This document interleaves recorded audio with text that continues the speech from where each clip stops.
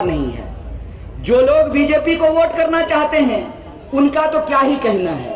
मोदी जी सरेआम दिन दहाड़े चौक चौराहा उनको चाबुक से भी पीटेंगे ना, तब भी वो कहेंगे बहुत मजा आ रहा है।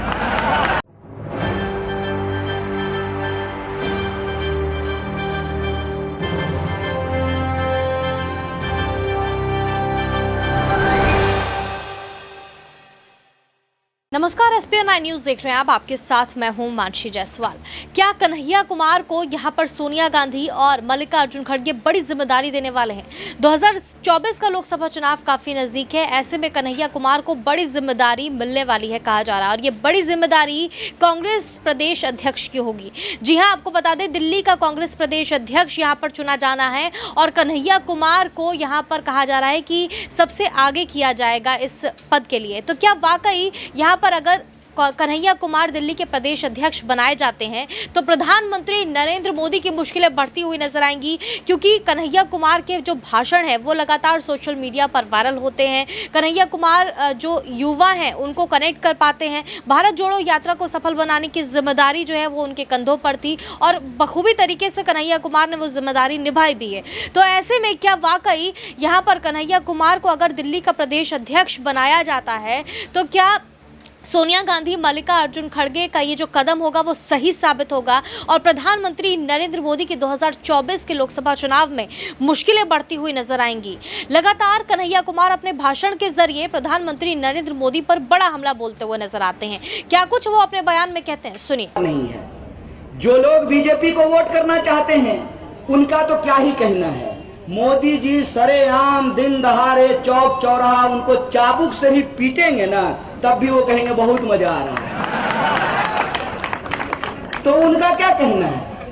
लेकिन जिनको इस बात से तकलीफ है कि पिछले चुनाव में वोट की चोरी की गई, वोट की चोरी करके सरकार बनाई गई, सरकार बना करके फिर 40% की चोरी की गई और लोगों को जो वादे किए गए उन तमाम वादों की वादा खिलाफी की गई, उसको जो बदलना चाहते हैं उनके सामने एकमात्र विकल्प है कि नहीं है?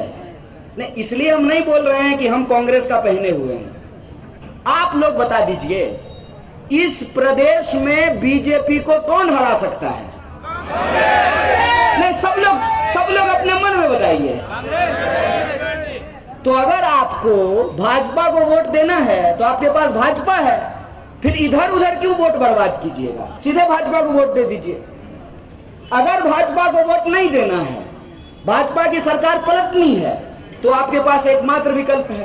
क्या है उसका नाम? भारतीय राष्ट्रीय कांग्रेस उसका नाम है। इसीलिए जो लोग मैडम के ऊपर हमला कर रहे हैं, दरअसल वो इनडायरेक्टली बीजेपी का मदद कर रहे हैं।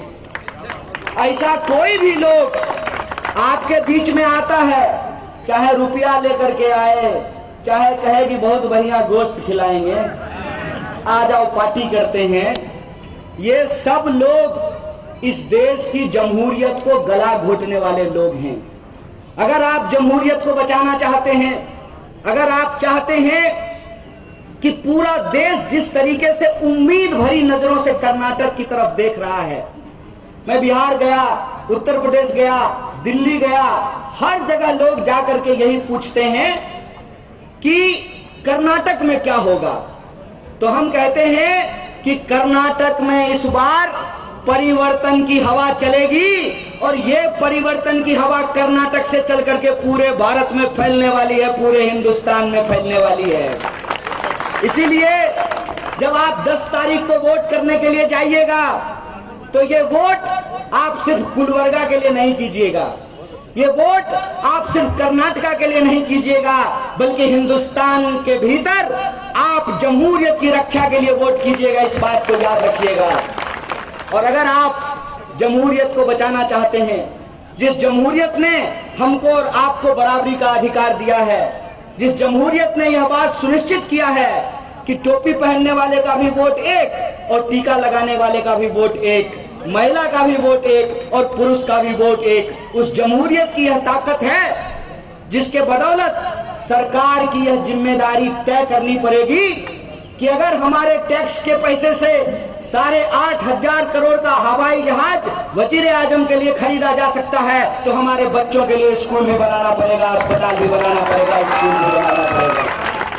यह जो सकारात्मक एजेंडा है जिसको लेकर के भारतीय राष्ट्रीय कांग्रेस आपके बीच में आई है कि अगर आपकी दुआ हमको मिलती है, आपका आशीर्वाद हमको मिलता है, अगर आप अपने एक एक वोट को बटने से बचाते हैं और एकजुट होकर के अगर आप भारतीय राष्ट्रीय कांग्रेस को अपना आशीर्वाद देते हैं, तो 10 तारीख को आपके आशीर्वाद से, आपकी दुआ से 13 तारीख का जो परिणाम होगा वो कर्नाटक में बदलाव का आगाज करेगा।